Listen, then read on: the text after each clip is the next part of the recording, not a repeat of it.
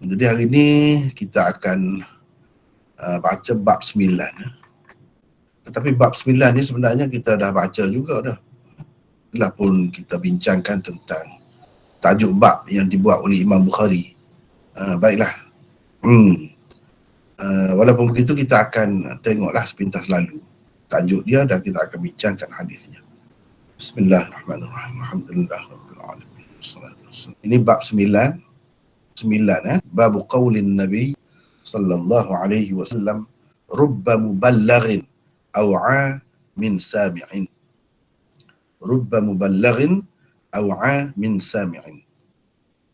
Kita telah bincangkan dah ini tajuk ni, iaitu bab sabda Nabi sallallahu alaihi wasallam, ada kalanya orang yang disampaikan, maksudnya sesuatu hadis, lebih mengerti, aw'a, maksudnya lebih mengerti tentangnya, min sami'in, daripada orang yang mendengarnya sendiri. Jadi orang yang disampaikan tidak menerima secara langsung hadis itu, kadang-kadang lebih mengerti, lebih dapat menyelami maknanya daripada orang yang menerimanya sendiri. Itu tajuknya. Alhamdulillah, tajuk ni kita telah bincangkan dah sebelum ni. Dan oleh kerana nota tu pun ada dengan masing-masing, saya rasa kita tidak perlu ulang lagi. Tengoklah sendiri apakah maksud di sebalik tajuk bab yang dibuat oleh Imam Bukhari itu. Sebab tajuk bab dalam Sahih Bukhari ni sangat penting, sangat penting. Kalau kita dapat faham tajuk bab itu, bermakna kita dapat menguasai, dapat memahami maksud Imam Bukhari sebenarnya. Dan akan nampak kehebatan Imam Bukhari itu bukan sahaja sebagai seorang ulama hadis, bahkan sebagai ulama dalam pelbagai bidang agama. Jadi kita tak perlu lagi bincang tentang nota 111 tu, sebab ada pun dibincangkan. Begitu juga 112, 113 tu tak perlu dah. Sekarang ni kita nak pergi kepada hadis, ya. Ini hadis. Hadis yang kita akan bincangkan di bawah bab 9 ini hanya ada satu sahaja, iaitu hadis yang ke-68. Sebelum kita bincangkan hadis ini, elok terlebih dahulu saya baca semuanya. Wa bihi qala haddatsana Musaddad qala haddatsana Bishr qala haddatsana Ibn Aun an Ibn Sirin an Abdurrahman ibn Abi Bakrah an abihi ذكر النبي صلى الله عليه وسلم قعد على بعيره وأمسك إنسان بخطامه أو بزمامه قال أي يوم هذا فسكتنا حتى ظننا أنه سيسميه سوى اسمه قال أليس يوم النحر قلنا بلى قال فأي شهر هذا فسكتنا حتى ظننا أنه سيسميه بغير اسمه فقال أليس بذي الحجة قلنا بلى قال فإن دماءكم وأموالكم وأعراضكم بينكم حرام كحرمة يومكم هذا في شهركم هذا في بلدكم هذا ليبلغ الشاهد الغائب فإن الشاهد عسى أن يبلغ من هو أوعى له منه. Imam Bukhari dengan sanadnya meriwayatkan daripada Abdurrahman bin Abi Bakrah, daripada ayahnya, bahawa beliau, ini ayahnya Abu Bakrah tu, menyebutkan sesungguhnya pernah ketika Nabi SAW telah duduk di atas untanya dan ada seseorang yang memegang tali unta itu. Nabi SAW bertanya, maksudnya tiba-tiba Nabi SAW bertanya, hari apa hari ini? Kami diam, kerana kami ingat baginda akan menamakan hari itu dengan nama yang lain. Terus baginda SAW bertanya, bukankah hari ini hari nahar? Kami menjawab, ya. Nabi SAW bertanya lagi, bulan apakah bulan ini? Kami diam kerana kami ingat baginda akan menamakannya dengan nama yang lain. Nabi SAW terus bertanya lagi, bukankah bulan ini bulan Dzulhijjah? Kami menjawab, memang.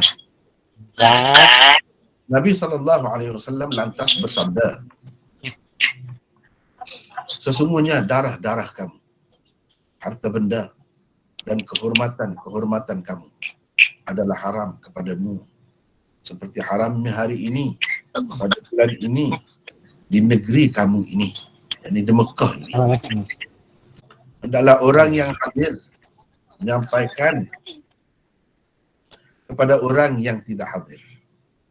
Kerana ia diharap, yakni orang yang hadir ini diharap akan menyampaikannya kepada orang yang lebih mengerti daripadanya tentang apa yang disampaikannya itu. Itulah hadis di bawah bab 9. Hanya satu saja Imam Bukhari kemukakan di sini.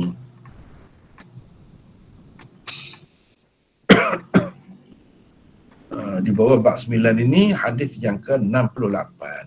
Kalau kita tengok di sini ya, supaya lebih jelas lagi nampak ni, sebab di sini dia tidak panjang huraiannya. Cuba tengok sini. Di sini.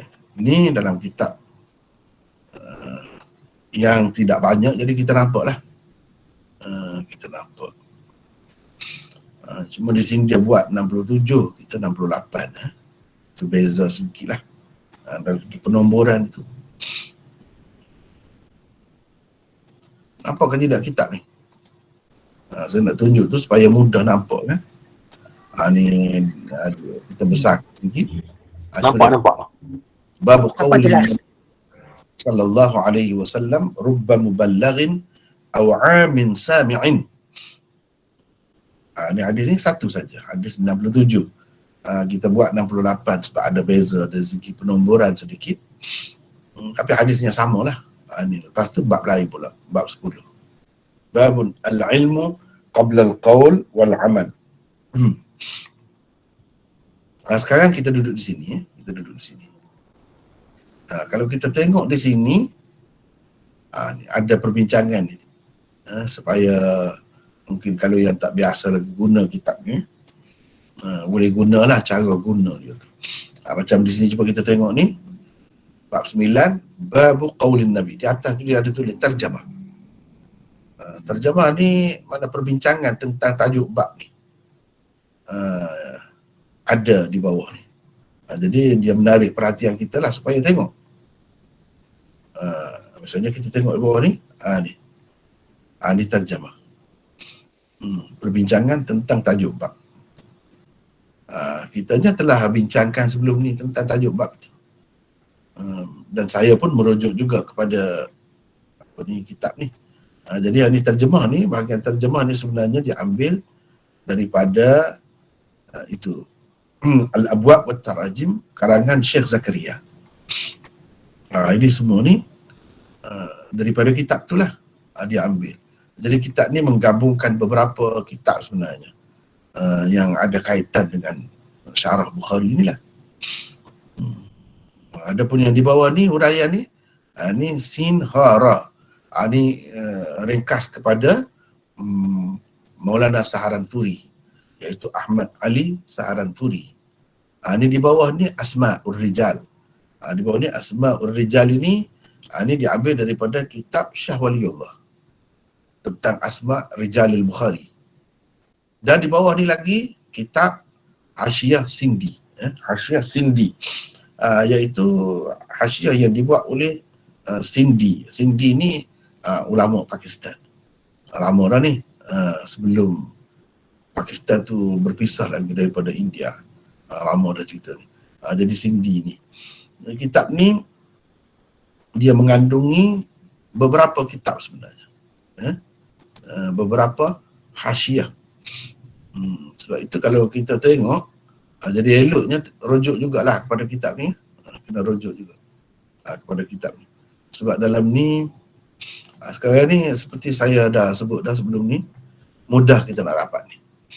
Ni kitab Sahih Bukhari, Al-Jami'ul Musnad As-Sahih Al-Mukhtasar min umuri Rasulillah sallallahu alaihi wasallam wa sunanihi wa ayyamihi. Inilah tajuk lengkap bagi kitab Sahih Bukhari. Asy-Syahir bi Sahih Al-Bukhari. Ini nama ringkas Sahih Bukhari. Yang kita maklum Sahih Bukhari itu nama lengkapnya ni. Al-Jami'ul Musnad As-Sahih Al-Mukhtasar min umuri Rasulillah sallallahu alaihi wasallam wa sunanihi wa ayyamihi. Jadi apa yang saya nak ceritakan di sini, ini karangan siapa? Al-Imam Al-Hafiz Al-Hujjah Amirul Mukminin fil Hadis, Abi Abdullah Muhammad bin Ismail. Ini nama sebenar Imam Bukhari. Muhammad bin Ismail bin Ibrahim Al-Ju'fi Al-Bukhari rahimahullah ta'ala. Meninggal dunia 256. Lahir pada tahun 194 dan meninggal dunia pada tahun 256. Di dalam kitab ni ada beberapa catatan lah, ta'liqat yang lengkap lah, menarik. Satunya hasyiah Maulana Saharanfuri yang saya tunjuk dah tadi, sin hara ringkasnya itu. Saharanfuri lah, inilah iaitu Al-Allamah Al-Muhaddith Ahmad Ali As-Saharanfuri rahimahullah ta'ala. Ini guru kepada pengasas Darul Ulum Deoban, iaitu Maulana Muhammad Qasim An-Nanutwi. Hasyiah Saharanfuri ni pun sebenarnya jilid 1 daripadanya memang dibuat oleh dia, oleh Ahmad Ali Saharanfuri ni. Jilid 2, kalau cetakan yang asal lah, jilid 2 iaitu bermula daripada Kitabul Maghazi, itu dibuat oleh Maulana Muhammad Qasim Nanutwi, murid dia ni, iaitu pengasas Darul Ulum Deoban. Sanad yang kita belajar tu sampailah kepada dia. Kemudian dia ada tadi yang saya tunjuk tadi, hasyiah Sindi. Kalau orang-orang dia sebut, dia tak sebut gitu, ni Arab sebut gitulah. Orang dia sebut Sindi gitu. Sin ni, nama Sindi ni mana orang Sin. Sin ini satu wilayah, satu negeri dalam Pakistan. Satu negeri, Sin. Dia ada Punjab, dia ada apa nama ni, macam-macam lagi lah negeri-negeri itu dalam Pakistan. Itu Sin ini nama negeri itu. Jadi orang di situlah. Siapa nama dia? Al-Allamah Abil Hasan Muhammad bin Abdul Hadi As-Sindi rahimahullah ta'ala. Ini meninggal dunia pada tahun berapa dah ada sini? 1139. Kalau Syekh Ahmad Ali tadi 1297 meninggalnya Hijrah. Kemudian yang saya tunjuk tadi, terjemah tadi, tajuk bab yang dimasukkan dalam kitab ini, iaitu Al-Abwab wa Tarajim. Ini karangan Syekhul Hadis Al-Allamah Muhammad Zakaria Al-Kandalawi, dan dia dikebumikan di perkuburan Baqi.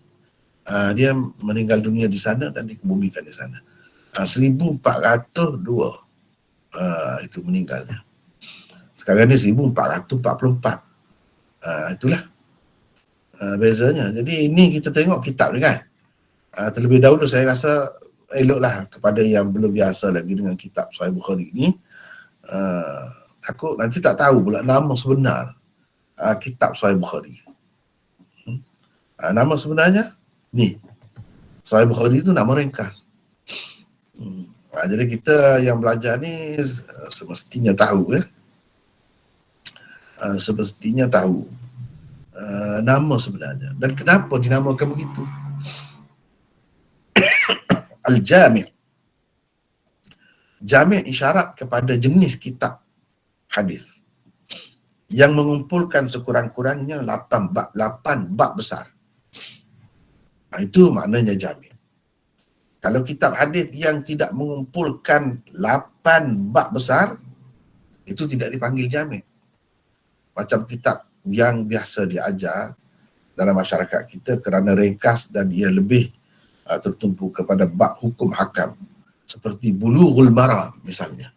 Itu bukan jami'. Sebab apa? Dia hanya mengumpulkan hadis-hadis hukum sahaja. Seperti Riyadhus Salihin, itu bukan jami'. Sebab apa? Ia hanya mengumpulkan hadis-hadis tentang akhlak. Tentang akhlak, adab dalam tu. Kalau kitab jami' yang peringkat bawah lah daripada peringkat, kalau sistem pengajian di Pakistan, di India sana dipanggil daurah hadis, di bawah tu ialah kitab Mishkat. Itu kitab jami'. Sebab Mishkat adalah sebuah kitab yang mengumpulkan pelbagai bab. Dia ada bab-bab besar tu, 8 bab tu kurang-kurangnya ada. Sebab itu boleh kita namakan jami'. Walaupun dari segi sanad dia tu, dia tidak masukkan. Dia hanya ada hadis sahaja. Sahabat terus hadis. Sahabat terus hadis. Tapi boleh kita panggil jami' dah. Sebab dia bagi rujukan.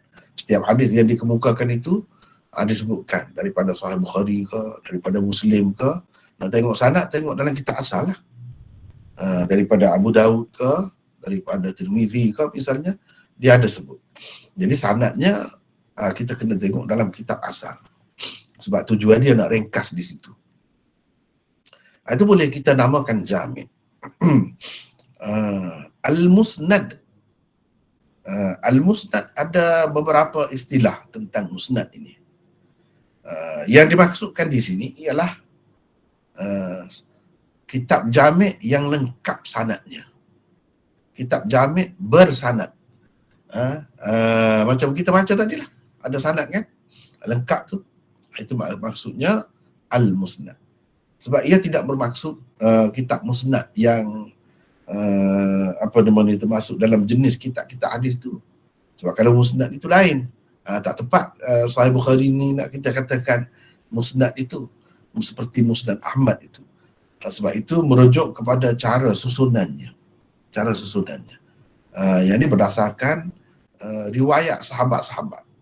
Riwayat orang ni, lepas tu orang ni, di satu tempat begitu. Sedangkan dalam Bukhari tidak begitu. Jadi Al-Musnad di sini dengan makna kitab jami' yang lengkap sanadnya, yang diberikan sanadnya. As-Sahih,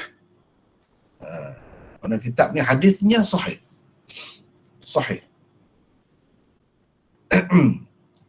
Mana dia cuba berusaha memasukkan hanya hadis yang sahih di dalam kitab ini.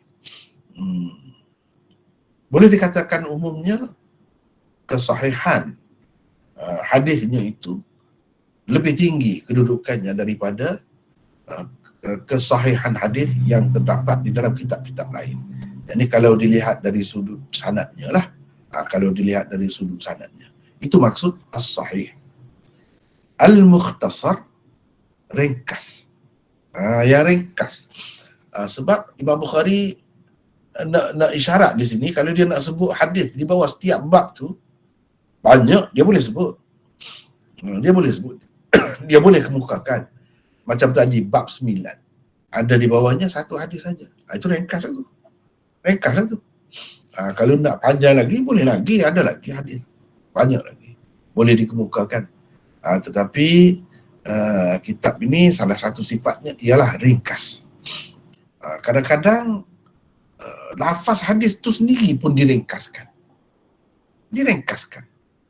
Seperti hadis yang kita baca tadi, itu salah satu. Hadis yang makhrum dipanggil. Makhrum, maknanya sebahagian kandungannya dibuang. Itu mukhtasar lah tu. Jadi kitab ni, Jami' Musnad Sahih Mukhtasar ni min umuri Rasulullah sallallahu alaihi wasallam. Berkait dengan urusan atau kerja-kerja Rasulullah sallallahu alaihi wasallam. Semasa hidupnya, apa kerja dia? Apa peranannya? Apakah perkara yang dibawa oleh Rasulullah sallallahu alaihi wasallam? Wa sunanihi, sunnahnya. Sunnahnya sunnah-sunnah Nabi di dalam ni kita boleh dapatlah panduan yang merupakan sunnah, yang merupakan amalan yang sentiasa dibuat oleh Rasulullah sallallahu alaihi wasallam. Itu maksud sunnah. Yang menjadi cara hidupnya, pegangan hidupnya. Dan umat boleh menjadikannya sebagai rujukan dan pedoman. Itu sunnah. Wa ayyamihi, dan peristiwa-peristiwa besar yang berlaku kepada Rasulullah sallallahu alaihi wasallam semasa hidupnya. Termasuklah sirahnya, macam-macam lagi peristiwa-peristiwa besar yang berlaku, yang ni ada di dalam kitab ni. Itu maksud Sahih Bukhari. Sahih Bukhari itulah dia mengandungi benda-benda ni semua. Benda-benda ni semua ni. Itu perlu diingat. Itu yang pertama. Yang kedua, kalau kita perhatikan kitab ni, yang menariknya ta'liqat ini ataupun catatan yang terdapat di dalam kitab ini semuanya diambil daripada tokoh-tokoh hadis daripada India. Maulana Saharanpuri, India. Saharanpur nama tempat. Saya selalu pergi di sini.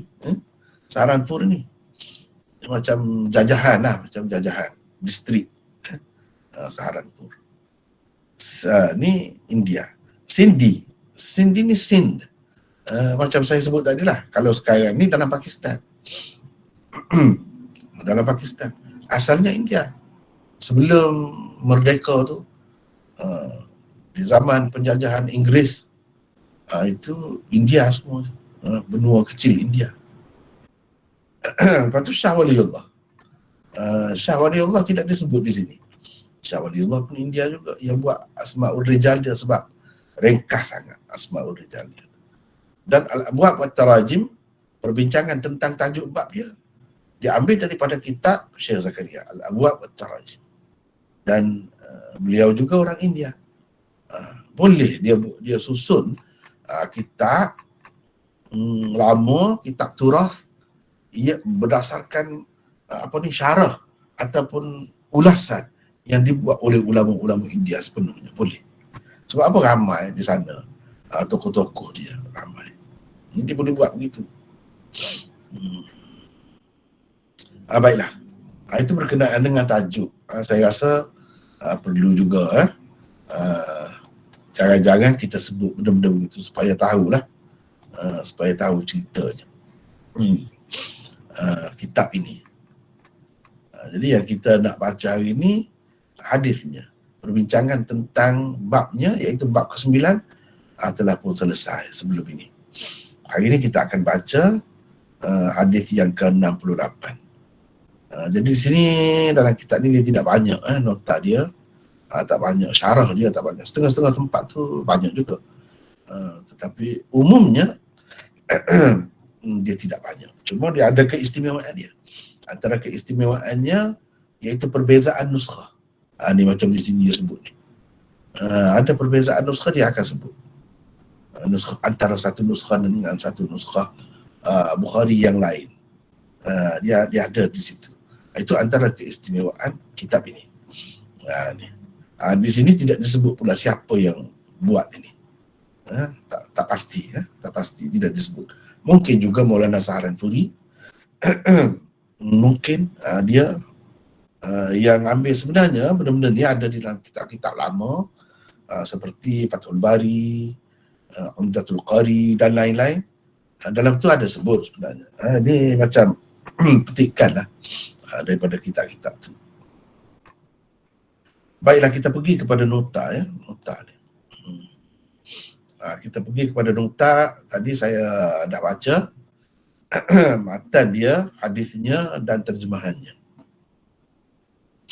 Cuma di sini tadi saya sebut sebelum baca tadi dengan sanadnya Imam Bukhari meriwayatkan daripada Abdul Rahman bin Abi Bakr. Saya terus kata begitu. Itu nak ringkas. Sebab kalau kita nak sebut satu-satu, seperti inilah. Musaddad meriwayatkan kepada kami. Siapa kata tu? Imam Bukhari. Imam Bukhari kata. Musaddad itu guru kepada Imam Bukhari. meriwayatkan kepada kami, katanya Bishr meriwayatkan kepada kami, katanya Ibnu Aun meriwayatkan kepada kami, dan seterusnya. Jadi sebagaimana tuan-tuan dan perempuan, hadirin hadirat yang hadir sebagai peserta hari ini, agaknya dah tahu, saya dah sebut dah sebelum ni, bahawa perawi-perawi yang kita telah bincangkan, kita tak bincang lagi. Tak ada nota begini. Setakat yang saya mampu buat, saya buatlah. Sebab apa? Ini sudah pun berlalu, sudah ada dah. Musaddad ini, terjemah dia. Tadi terjemah dengan makna perbincangan tentang tajuk bab. Ini terjemah ni dengan makna biografi. Terjemah dalam bahasa Arab ada beberapa makna. Yang kita ambil daripada bahasa Arab satu saja, iaitu terjemahan. Terjemah juga. Ini terjemah musaddad ini tidak ada di sini. Sebab apa? Sebab sudah ada di dalam kitab yang saya buat sebelum ni. Rasanya sudah tersebar banyak juga dah. Sahih Bukhari jilid 1 tu boleh tengok di situ. Contohnya saya kalau nak sekadar nak tunjuk lah, ya, boleh kita tengok sini.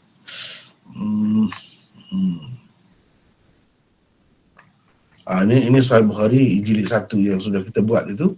Cuba tengok sini. Musaddad. Di sini sudah ada biodata Musaddad. Musaddad sudah ada di sini. Musaddad meriwayatkan kepada kami. Ini Musaddad. Kita dah ada buat nota dia di sini. Biodata dia ringkas. Di sini dah ada di sini. Dan begitu juga di belakang dia ada di mana dia ni disebut, di dalam hadis mana, riwayat keberapa ada sebut di sini. Ini Musaddad. Oleh kerana dah disebutkan, dan kita dah bertemu, tak perlu diulang lagi. Jadi kalau kita tengok di sini, Musaddad tak ada lah. Tengok saya kena rujuk situlah. Yang belum kita bertemu lagi ialah Bishr. Cuba tengok ni. Bishr. Bishr ni ada nota 114. 114. Ni Bishr. Sekarang ni saya nak minta sesiapa baca lah, supaya dapat dia ikut serta, sama-sama kita berkongsi. Siapa nak baca ni? Silakan. Ini pengenalan atau biodata Bishr bin al-Mufaddal. Silakan, siapa nak baca? Saya nak baca. Siapa ni? Abdul Basir. Ya, Abdul Basir. Silakan. 114.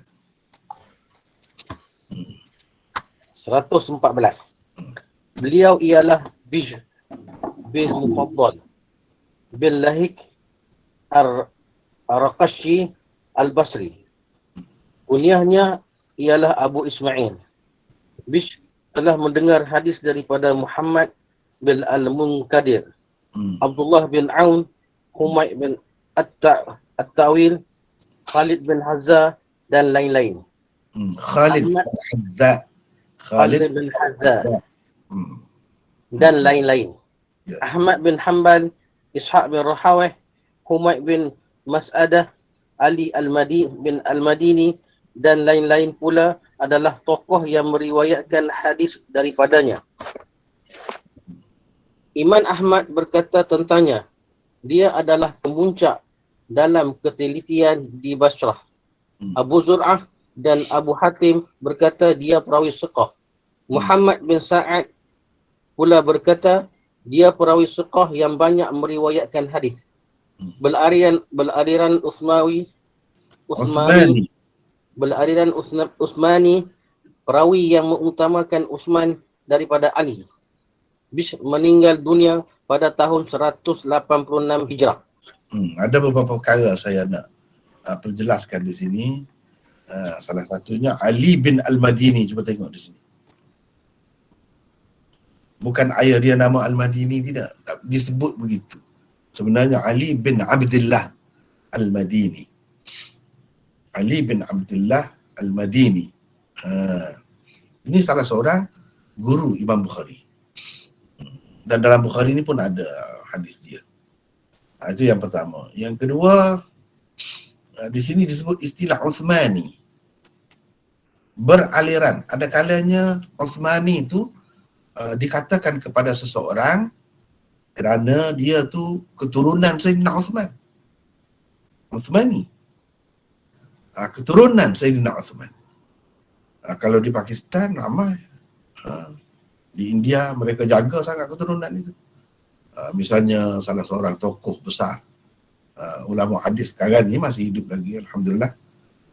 Namanya Maulana Muhammad Taqi Uthmani. Uthmani itu keturunan. Keturunan Sayyidina Uthman lah kira-kiranya. Syabbir Ahmad Uthmani, Syekhul Islam yang pertama Pakistan. Itu pun Uthmani, keturunan. Keluarga tu. Yang kedua, boleh jadi, ini perlu kita faham. Orang yang belajar hadis sepatutnya kena faham benda ni. Yang kedua, boleh jadi dia bukan keturunan. Bila dikatakan Uthmani kepada seseorang itu ataupun dipakai nisbah ni selepas nama seseorang itu, tak mesti dia di keturunan. Boleh jadi dia ni ada kaitan lah, apa-apa kaitan lah dengan Uthman, Sayyidina Uthman. Sayyidina Uthman. Misalnya nenek moyang dia ada yang pernah menjadi hamba yang dibebas oleh Sayyidina Uthman, yang dimerdekakan oleh Sayyidina Uthman. Jadi sebagai mengenang jasa Sayyidina Uthman, nenek moyang dia tu guna Al-Uthmani. Bukan makna dia keturunan Sayyidina Uthman. Bukan bermakna dia tu keturunan Sayyidina Uthman. Hanya sekadar mengenang jasa Sayyidina Uthman. Ini perlu faham ni. Sebab sekarang ni banyak keliru. Banyak keliru yang saya perjelaskan tu. Itu yang kedua. Yang ketiga, boleh jadi dia bukan nenek moyang dia tu bukan hamba Sayyidina Uthman, tetapi dia nenek moyang dia tu terhutang budi dengan Sayyidina Uthman. Misalnya memeluk agama Islam kerana Sayyidina Uthman ke, atas usaha dan susah payah Sayyidina Uthman, dia akan kaitkan dengan Uthmani juga tu. Itu keliru, dia banyak keliru. Seterusnya, Uthmani dari segi fahaman. Yang ni sejarah. Fahaman yang berkait dengan sejarah lah. Iaitu setelah Sayyidina Uthman ini terbunuh, ramai yang menuntut bela dengan Sayyidina Ali yang dilantik selepas itu sebagai khalifah. Menuntut supaya Sayyidina Ali menghukum orang-orang yang terlibat dalam pembunuhan Sayyidina Uthman. Dan sampai jadi tegang suasana tu. Tegang suasana tu sampai berlaku 2 kali perang saudara yang kita kenali sebagai perang Jamal dan perang Siffin. Itu tidak lain sebenarnya. Rentetan ataupun lanjutan daripada tuntutan tadilah, tuntutan rakyat supaya mereka dibunuh. Orang-orang yang terlibat dalam pembunuhan Sayyidina Uthman itu dibunuh. Itu 4. Orang yang berfahaman menyokong Sayyidina Uthman dan menuntut bela darah Sayyidina Uthman yang ditumpahkan itu. Ini Uthmani juga. Satu lagi Uthmani, ini pun berkait dengan sejarah.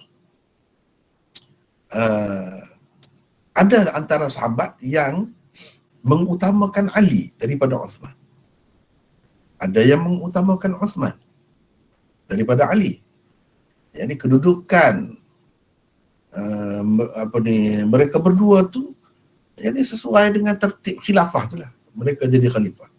Sayyidina Uthman nombor 3. Jadi nombor 3 lah kedudukannya. Sayyidina Ali nombor 4. Nombor 4 lah. Itu pun yang menyokong pendapat Sayyidina Uthman memang lebih layak dan memang lebih tinggi kedudukannya daripada Sayyidina Ali. Ini pun dipanggil Uthmani juga. Berapa dah tu? Saya sebut tadi tu. Dan yang kelima atau yang keenam begitulah. Mungkin ada satu orang bernama Uthman. Uthman. Lalu bukan Sayyidina Uthman pun. Orang lain lah nama Uthman. Lalu anak cucu dia kaitkan dengan nama datuk tadi tu. Datuk yang keberapa dah, ada kadanya banyak dah bawah tu. Dikatakan Uthmani juga, seperti khilafah Uthmaniyah di Turki. Uthmani itu Uthman mana? Bukan Sayyidina Uthman. Ada nenek moyang dia bernama Uthman. Jadi orang sebut dia ni salah seorang khalifah Uthmani. Bukan Uthmani itu Uthmani apa? Apa dia? Sayyidina Uthman tu bukan. Itu benda kena faham. Dengan sebab itu, ramai kita kena berhati-hati sekarang ni. Sebab apa? Ramai ni apabila timbul isu Habib ni akhir-akhir ini, dakwa sebagai keturunan Nabi, daripada keturunan Fatimah, daripada anaknya Hussein, terutamanya yang paling banyak saya perhatikan, Hussein. Dengan sebab itu dikatakan Al-Husaini. Padahal macam tadilah, banyak tu maksud bila kata Husaini tu, tidak semestinya keturunan. Seperti Uthmani tadilah, tak mesti keturunan. Boleh jadi keturunan sungguh. Kalau keturunan sungguh maknanya keturunan Rasulullah sallallahu alaihi wasallam. Ada kalanya menyokong perjuangan Husain, yang memberontak terhadap kerajaan Husaini juga. Ada kalanya kerana nenek moyangnya itu dimerdekakan oleh Sayyidina Husain. Bukan keturunan Sayyidina Husain pun. Dimerdekakan. Tapi dia kaitkan nama keluarga dia dengan Husaini juga. Dan ada kalanya Husain tu Husain lain. Bukan Sayyidina Husain tu. Al-Husaini. Tiba-tiba kemudiannya kerana nak jaga kedudukan, nak bagi orang hormat, dia guna Husain, jadi keliru. Lama-lama orang ingat dia keturunan Sayyidina Husain. Padahal tidak pun asalnya. Padahal macam-macam tadilah. Ini satu kekeliruan yang dahsyat lah. Kekeliruan yang dahsyat dalam sejarah. Dan kita umat Islam kena berhati-hati, takut-takut ada yang mengambil kesempatan daripada benda-benda begini. Sama juga dikata Alawi, keturunan Sayyidina Ali. Tak mesti keturunan kalau kata Alawi itu. Memanglah berkait dengan Sayyidina Ali. Tetapi banyak macam tadilah juga. Dia boleh pergi banyak makna tu. Boleh jadi begini, boleh jadi begini. Jadi siapa nak tahu dia ni betul-betul keturunan Sayyidina Ali ke keturunan Rasulullah ke keturunan siapa nak tahu. Semata-mata atas dakwaan. Kalau ada pun catatan, itu boleh dibuat semua tu. Siapa yang nak mengesahkan. Yang paling penting bagi kita, sebab itulah Nabi SAW pun tidak tekan sangat benda tu. Sebab kalau betul-betul keturunannya pun tak ada jaminan juga. Bagi kita yang menjadi pegangannya ialah akhlaknya, ilmunya, ajaran yang dibawanya itu. Kalau tepat dengan Rasulullah, kebetulan dia keturunan Rasulullah, alhamdulillah, istimewa sangat tu kalau begitu. Kalau tidak pun kita boleh dapat ilmu daripada orang lain yang bukan keturunan Rasulullah pun tak ada menjadi masalah. Sebagaimana Rasulullah SAW membiarkan sahabat-sahabatnya dakwah, siapa terima daripada sahabat mana tak kisah. Tak kisah, sama saja. Tidak kata kalau terima daripada anak cucu dia itu lebih istimewa. Tak pernah ada disebutkan begitu. Kecuali kalau ada yang berfahaman begitu, Syiah lah. Sebab itu Syiah dia tak mahu terima, sampai tak mahu terima sahabat-sahabat yang lain. Seolah-olah sahabat-sahabat yang lain tu bukan murid Rasulullah. Sesoalannya begitu. Macam hadis yang kita sekarang ni. Kita terima dengan senang hati. Hadis Abu Bakar. Tapi bagi Syiah dia tak terima. Dia tak terima ni hadis ni. Terus do'if terus. Terus tak terima. Sebab apa? Sebab Abu Bakar. Hadis yang kita boleh terima hanya daripada saluran Ahlul Bait. Ahlul Bait. Itulah yang paling istimewa. Itu yang diada-adakanlah sebenarnya, fahaman yang diada-adakan. Tidak pernah diajar oleh Rasulullah SAW begitu. Ini benda yang kita perlu kena faham apabila bertemu dengan nisbah seperti ini, ya. Misalnya Uthmani, Alawi, Fatimi, misalnya kerajaan Fatimiyah di Mesir. Itu didakwa sebagai keturunan Fatimah, anak Rasulullah SAW. Padahal mengikut ahli sejarah, mengikut kajian ulama, tidak pun. Palsu saja, dia dakwa saja. Dan itu termasuk dalam salah satu kerajaan Islam yang zalim dalam sejarah ni. Dan itu Syiah Fatimiyah, salah satu cabang Syiah Ismailiyah yang dahsyat ajaran dan fahamannya, akidahnya, yang memerintah sekian lama di Mesir. Terkenal juga dengan kerajaan Ubaidiyun. Ini semua bukan pun, tetapi sampai sekarang dia lekat nama itu kerajaan Fatimiyah. Apa maksud Fatimiyah? Fatimiyah itu dikaitkan dengan Fatimah, anak Nabi SAW. Padahal tidak pun, tak ada kaitan langsung. Ahli-ahli sejarah menafikan, menolak semua itu. Inilah benda yang berlaku dalam masyarakat Islam ni, yang perlu kita berhati-hati, ya. Bishr meninggal dunia pada tahun 186. Kemudian perawi yang kedua ialah Ibnu Aun. Ibnu Aun, siapa Ibnu Aun ini? Silakan Abdul Basir lagi baca, silakan. Perawi yang kedua Ibnu Aun.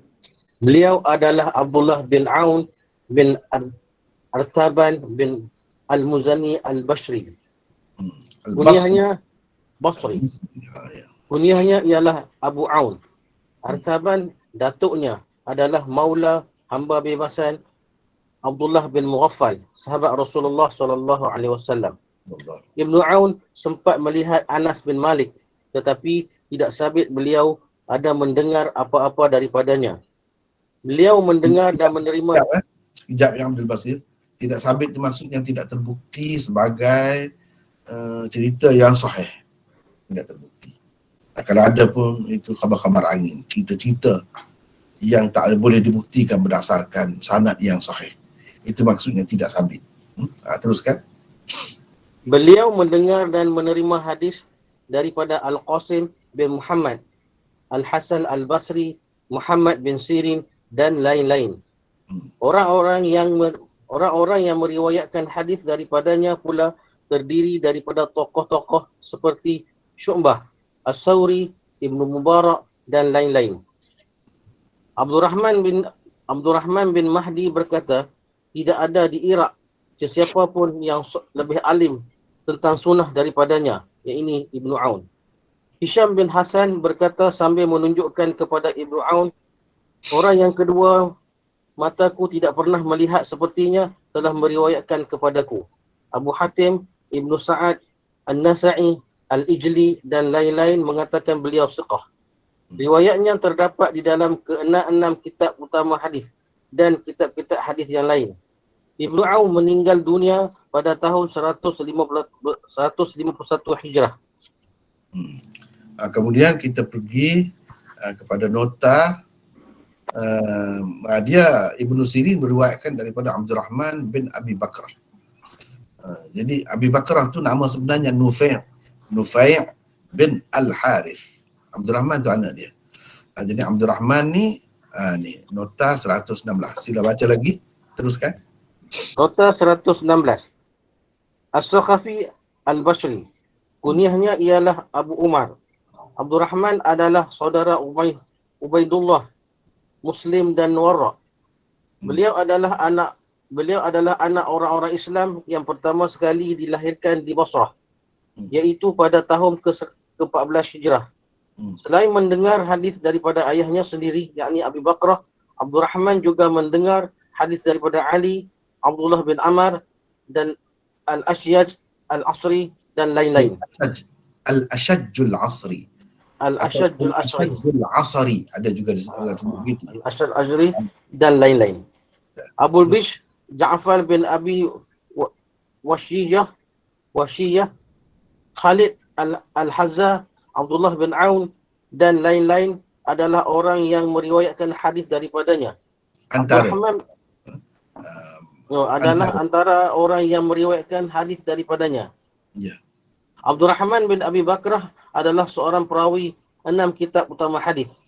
Ibnu Sa'ad, Al-Ijli, Ibnu Hibban dan Az-Zahabi mengatakan Abdul Rahman perawi thiqah.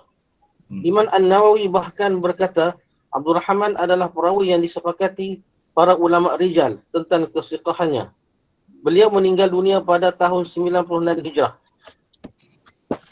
Jadi itu tentang Abdul Rahman bin Abi Bakrah, anak Abu Bakrah.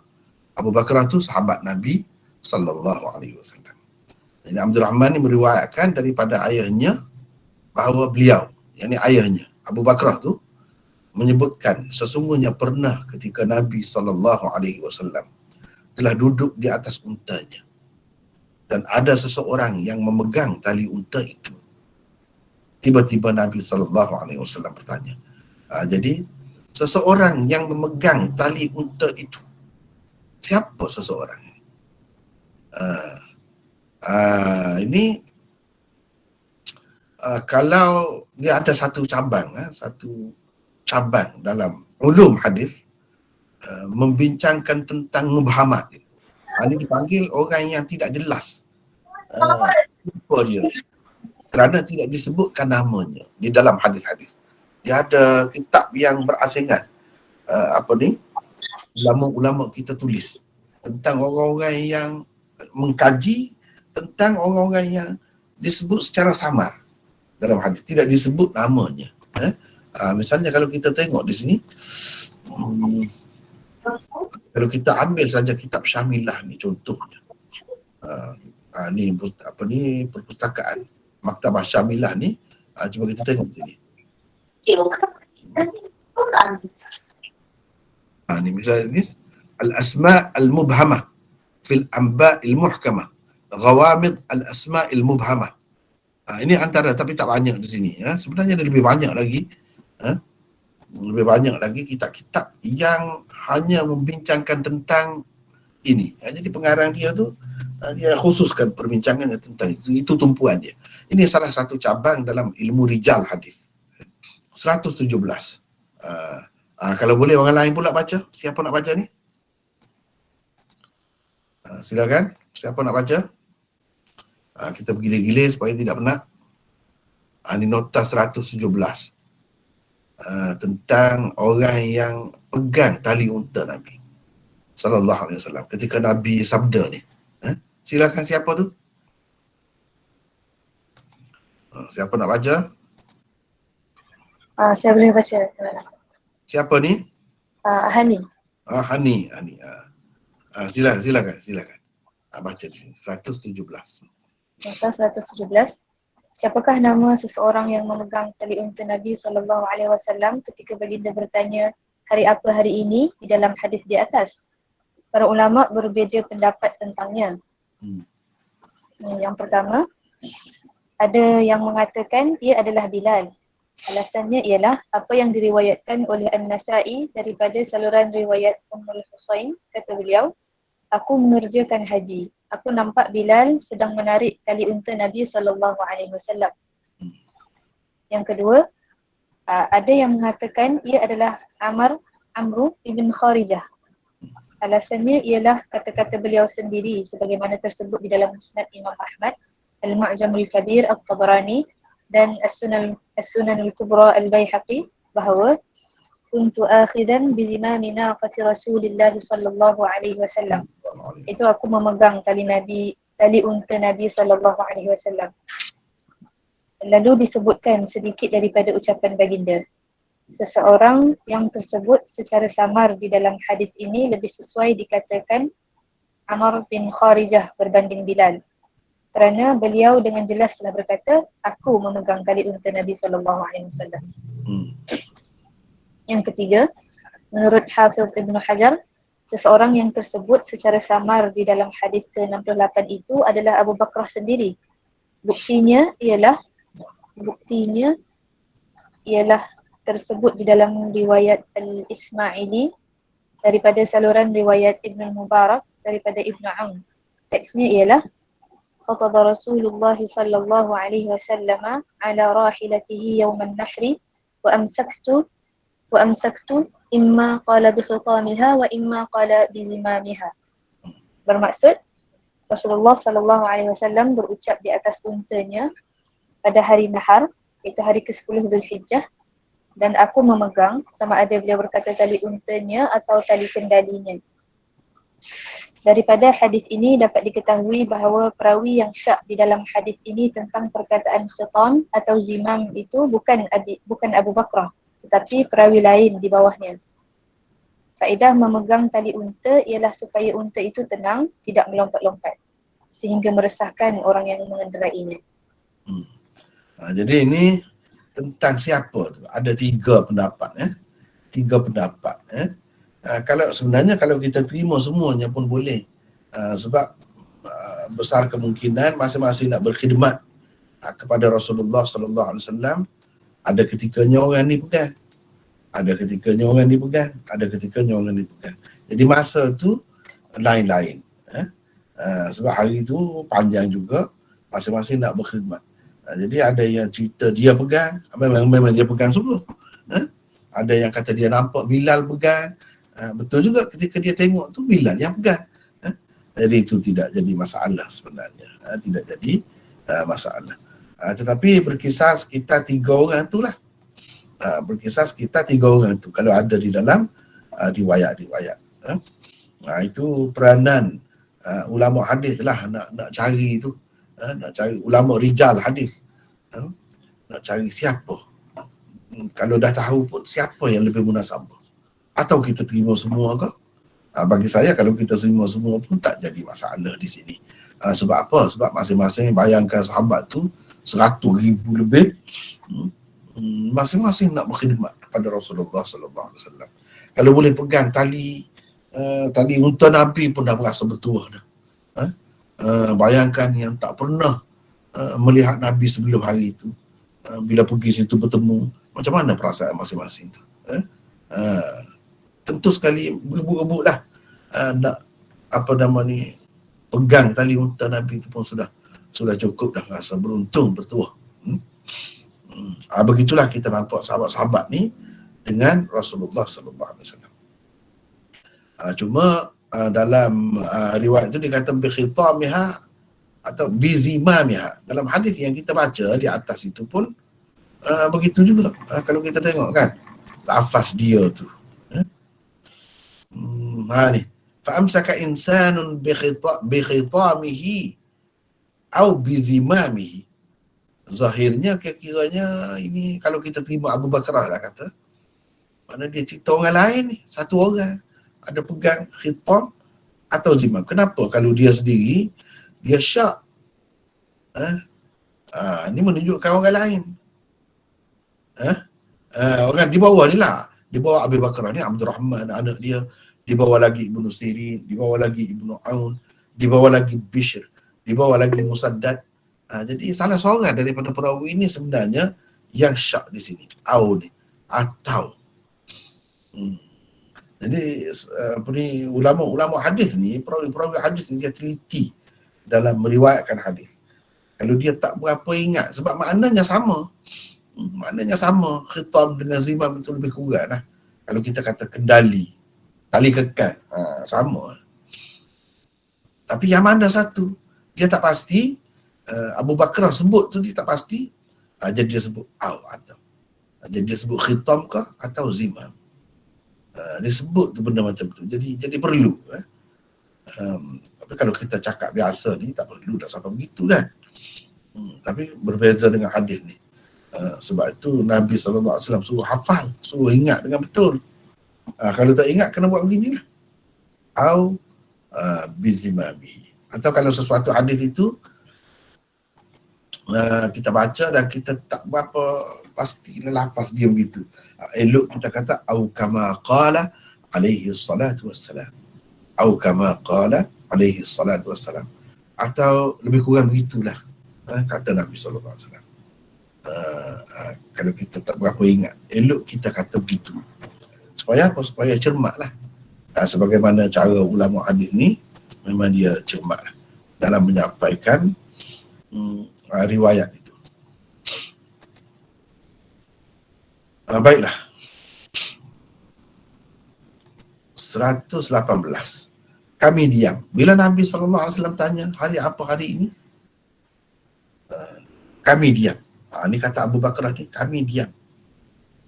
Kerana kami ingat baginda akan menamakan hari itu dengan hari yang lain. Hani, mana Hani tadi? Teruskan baca lagi, sambung. 118. Berdasarkan riwayat di bawah kitab Al-Hajj, ada juga sahabat menjawab, Allah dan Rasulnya lebih mengetahui. Kalau begitu, terdapat semacam pertentangan di antara riwayat di bawah kitab Al-Hajj dan riwayat ini, iaitu hadis ke-68. Jawapannya ialah riwayat ini menyatakan sekumpulan sahabat diam. Sementara riwayat di bawah kitab Al-Hajj pula menyatakan ada juga sahabat yang berkata Allah dan Rasulnya lebih mengetahui. Jadi begitulah. Kita yang belajar hadis ni, terutamanya ulama-ulama hadis, kena faham lah, kena tahu. Kena tahu. Kalau ada nampak hadis yang nampak bertentangan, cuba kita selesaikan. Misalnya dengan mengatakan yang Abu Bakar kata kami diam tu, mana ada sahabat yang diam. Lepas tu di bawah kitabul Hajj dalam Bukhari ni juga ada sebut, ada sahabat kata Allah dan Rasulnya lebih mengetahui. Itu macam mana? Diam apa macam tercakap lah tu. Jadi jawabnya ramai kan yang ada di situ. Jadi dalam ramai-ramai tu ada yang diam. Ada yang sebut Allah dan Rasulnya lebih mengetahui. Jadi tidak pelik benda macam tu. Jadi kita kena hilangkan. Takut-takut nanti orang kata ni macam mana ni hadis ni ada pertentangan ni. Sebab kalau benda betul, benda yang benar, dia tidak akan ada pertentangan. Seperti dalam Quran disebutkan, afala yatadabbaruna al-Quran walau kana min 'indi ghairillahi lawajadu fihi ikhtilafan katsira. Tidakkah mereka perhatikan Al-Quran? Sekiranya Al-Quran itu datangnya bukan daripada Allah, tentu mereka akan dapati banyak pertentangan di dalamnya. Ini tidak ada pertentangan. Kalau nampak pertentangan, itu zahir saja nampak. Ada fikiran kita yang cetek, yang dangkal. Dan ini petunjuk ni, Quran dan hadis ni petunjuk. Jangan bagi ada sebarang keraguan dalam fikiran orang, sama ada umat Islam ataupun bukan Islam. Jadi kalau dia baca tu jadi menyebabkan manusia ni jadi jauh daripada Islam. Jangan begitu. Bahkan kita kena rungkaikan, kena selesaikan, kena bagi tahu ini begini maksudnya. Dan tidak ada pertentangan pun di situ. Pertentangan ni kalau orang sama, orang yang sama, Abu Bakar diam, tiba-tiba dia kata Abu Bakar pula bercakap, kata. Itu baru pertentangan. Tapi kalau begini, tidak ada pertentangan. Benda-benda seperti ini kena sebutlah. Sebab itu ulama sebut.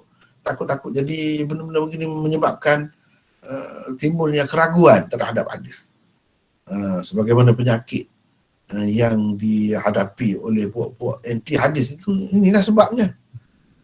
Alasan mereka, dia kata ada pertentangan banyak. Sebab itu kita tak boleh pakai hadis. Sekali kata kami diam. Sekali kata ada yang sebut bila Nabi kata begitu, Allah wa Rasuluhu a'lam. Diam apa tu kata dia. Ini menyebabkan boleh jadi penyakit. Orang yang ada masalah dalam jiwa dan fikiran dia, benda-benda begini, tak ada pasal-pasal kata jadi dapat penyakit. Sepatutnya baca hadis, baca Quran dapat petunjuk. Tapi kalau baca tu dengan niat macam tak betul, dia boleh jadi macam-macam. Boleh jadi macam-macam. Apa benda pun kadang-kadang orang tak ada niat pun yang tak elok tu, tapi kita tu kalau fikiran kita tu busuk, kita duduk nampak tak baik sajalah. Ada niat jahat. Begitu keadaannya. Jadi tidak ada sebarang pertentangan. Jadi 19 seperti peristiwa Nabi. Okey. Jadi kami ingat Nabi SAW akan menamakan hari itu dengan nama yang lain. Nama yang lain tu misalnya bila Nabi SAW pergi ke Madinah. Madinah tu asalnya bukan nama Madinah, Yathrib namanya. Ya ahla Yathrib la muqama lakum. Dalam Quran pun ada sebut. Yathrib. Yathrib itu Madinah lah, nama dahulu. Jadi kami fikir takut-takut macam tu ke? Kenapa tanya hari apa ke hari ini ni? Dah tahu dah hari apa, dia pun tahu. Kenapa tanya ni? Sebab tu kami diam. Takut-takut dia nak bagi nama lain pula untuk hari tu. Sebagaimana yang kita tahu hari itu hari Nahar. Hari 10 Zulhijjah. Takut-takut dah sahabat, jadi dia sebab itu diam. Sebab Nabi SAW ni banyak kali kalau kita baca dalam sejarah dia bukan tukar nama negeri, nama tempat saja, nama orang pun dia tukar. Nama orang kalau yang tidak baik dia tukar. Dan benda-benda seperti ini berlaku sampai hari ini. Dulu negara kita nama tanah Melayu, lepas tu Melaya, lepas tu Malaysia.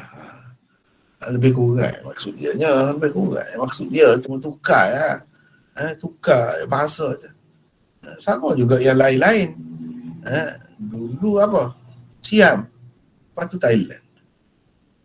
Dulu Burma, lepas tu jadi Myanmar dan sebagainya lah. Itu biasa. Biasa, ditukar-tukar itu biasa. Kadang adalah sebab-sebabnya. Masing-masing itu adalah alasan dia. Macam kalau di India, mana peserta-peserta kita ni, saya pun nak tengok juga. Tuan-tuannya tak nampak ni. Wajah saya, muka saya saja nampak ni. Yang saya nampaknya saudara kita Ruslan Jaafar. Dia depan tu. Yang lain tu tak nampak. Silakan tampil, saya nak tengok juga. Sedap sikit cakap nampak muka kan. Nampak tuan, nampak orangnya. Sedap sikit. Misalnya kita katakan madras. Saya dulu pergi belajar, pergi ke India masa budak dulu naik kapal Rojula. Dia berhenti dekat Madras. Madras itu kemudiannya sekarang ni bukan nama Madras lah. Dia kata itu nama yang diberi oleh penjajah. Madras. Ada kapal selepas tu, masa tu juga. Saya pernah naik juga kapal tu. State of Madras. State of Madras kapal itu. Atau nama lainnya Cindavaram. Kapal itu. Sekarang namanya Chennai. Dia tak mahu nama-nama. Chennai. Macam Bombay. Bombay tu nama orang putih kata dia. Kita tak mahu. Mumbai kata dia. Mumbai kata dia. Calcutta. Bukan nama Calcutta. Kolkata kata dia. Itu baru bahasa Bangla semua.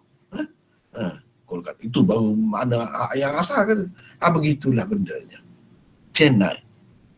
Sekarang ni semua sebut Chennai. Daripada Kuala Lumpur naik kapal terbang ke Chennai. Chennai itulah roti canai. Chennai, roti Chennai.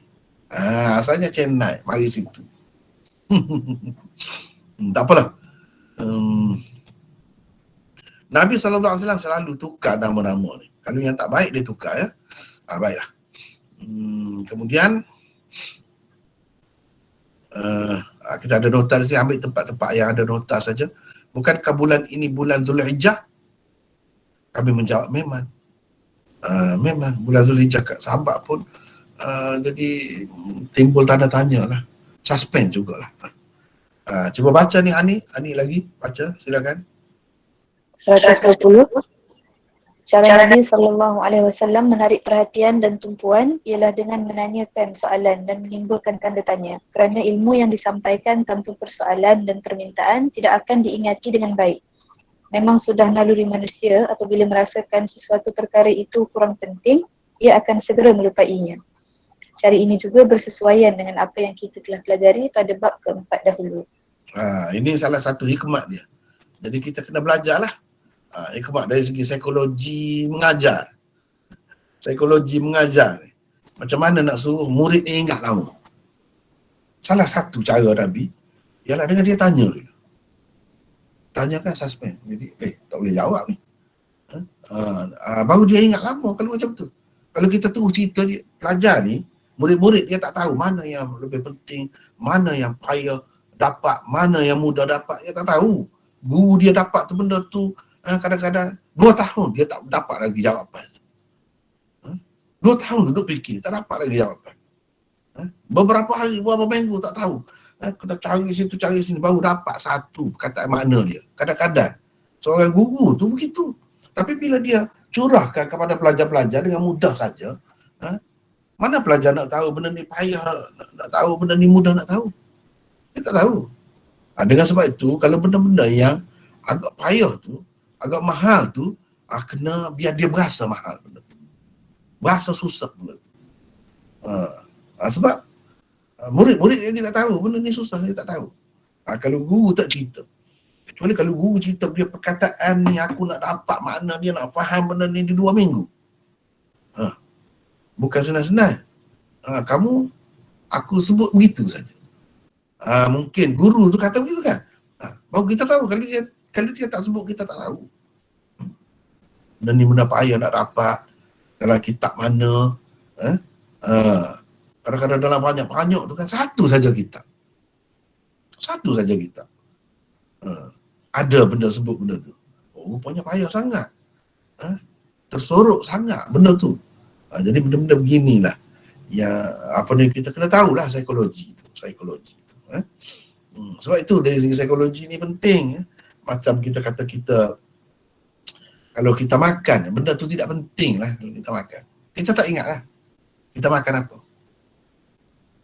Tak boleh nak sebut dah. Kita makan apa seminggu lepas, hari sekian-sekian. Tak ingat. Kalau yang biasa kita makan lah, cakui tiaw ke, mi goreng ke, nasi goreng ke, tak ingat. Benda-benda begitu, tak ingat. Tapi kalau kita pernah ketika makan tu, kita lekat tulang dekat tekak kita ni, lekat tulang, itu ingat lama tu. Ingat lama. Pasal apa? Benda tu berat tu kita rasa tu. Berat, sakit. Ingat lama. Tapi kalau makan apa yang biasa tak ingat, itu kalau biasa. Sebab itu, dia dari segi psikologinya penting. Sebab itu Nabi tanya, supaya apa? Supaya terlebih dahulu dia beri perhatian. Bila beri perhatian, dia akan ingat lama. Kalau gitu-gitu saja dengar, tak ingat lama.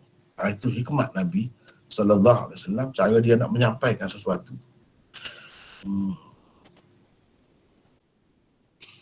Kami menjawab, memang. Betul lah ni. Teruskan, Ani. 121. Hadis Abu Bakrah daripada riwayat Musaddad ini makhrum, iaitu ringkas dan tidak disebut sebahagian daripada kandungannya. Tidak tersebut di dalamnya pertanyaan Nabi SAW tentang negeri atau tanah apakah ini. Mungkin mana-mana perawi di dalam sanad itu terlupa menyebutkannya. Sedangkan di dalam saluran riwayat Ayyub di bawah kitab Al-Adahi dan saluran riwayat Qurrah di bawah kitabul Hajj, mereka berdua juga meriwayatkan daripada Ibnu Sirin, pertanyaan itu juga tersebut. Ia tersebut juga di dalam riwayat Ibnu Umar dan Ibnu Abbas. Malah berdasarkan riwayat Muslim dan lain-lain daripada riwayat Ibnu Aun sendiri, ada juga tersebut pertanyaan tentangnya. Bagaimanapun, penjelasan Nabi SAW terhadap semua soalan yang dikemukakannya kemudian jelas mengisyaratkan kepada pertanyaan yang tidak tersebut di dalam riwayat ini, iaitu, sesungguhnya darah-darah kamu, harta benda dan kehormatan-kehormatan kamu adalah haram kepadamu seperti haramnya hari ini pada bulan ini di negeri Mekah kamu ini. Jadi dalam sabda Nabi ni ada isyarat. Mana dalam pertanyaan tadi tak ada sebut ni. Dasar dalam riwayat ni, tapi dalam riwayat lain ada. Tak jadi masalah lah. Tak jadi masalah ya. Teruskan apa nama ni? Hani, iaitu haram kepadamu seperti haramnya hari ini, pada bulan ini, di negeri kamu ini. Mekah tu kan tanah haram. Apa makna tanah haram? Makna haram kita buat sesuatu yang berdosa. Haram kita buat sesuatu yang boleh kita buat di lain, tapi di situ tak boleh. Kita nak suka-suka hati kita nak buat. Tak boleh. Itu maksudnya. Hani, teruskan baca. 122. Tashbih iaitu perumpamaan yang digunakan oleh Nabi SAW di sini adalah tashbih maqlub, iaitu perumpamaan terbalik. Ia mengandungi dakwaan bahawa apa yang diumpamakan, iaitu musyabbah, lebih sempurna daripada segi sifatnya, iaitu wajah syabahnya, berbanding sesuatu yang diumpamakan dengannya, iaitu musyabbah bihi. Tahap keharaman yang berlapis-lapis berupa hari nahar, bulan Zulhijjah dan tanah haram Mekah itu dikatakan lebih rendah lagi kedudukannya berbanding keharaman darah orang Islam, harta benda dan kehormatannya. Sesetengah ulama pula tidak menganggap tashbih itu sebagai tashbih maklub. Sebaliknya, ia hanya tashbih biasa yang mengekalkan kelebihan wajah syabah pada musyabbah bihi berbanding musyabbah. Alasannya ialah pada pandangan orang-orang Arab, khususnya orang-orang kafir Mekah, hari nahar, bulan haram dan tanah haram memang terhormat di sisi mereka. Mereka sangat menjaga diri daripada mencerobohinya. Berbeza keadaannya dengan darah, harta benda dan kehormatan manusia, mereka dengan mudah saja membunuh orang yang tidak bersalah, dengan mudah saja merampas harta orang lain dan dengan mudah saja mencabuli kehormatannya. Kerana itulah Nabi SAW mengumpamakan keharaman penumpahan darah, perampasan harta benda dan pencabulan kehormatan sesama Muslim dengan keharaman hari nahar, bulan Zulhijjah dan tanah haram Mekah, dengan mengambil kira apa yang telah tersemat di dalam jiwa mereka. Tujuan disebutkan begini ialah supaya persaudaraan sesama Islam itu terjalin dengan kukuh dan mendalam sehingga tidak terfikir dan terlintas lagi di hati apa-apa perbuatan jahat terhadap saudara seagama. Peringatan ini pula disebut pada ketika berihram supaya ia dapat terus dibawa sehingga kepada keadaan biasa yang tidak berihram, di hari yang tidak haram, di bulan dan tanah yang juga tidak haram.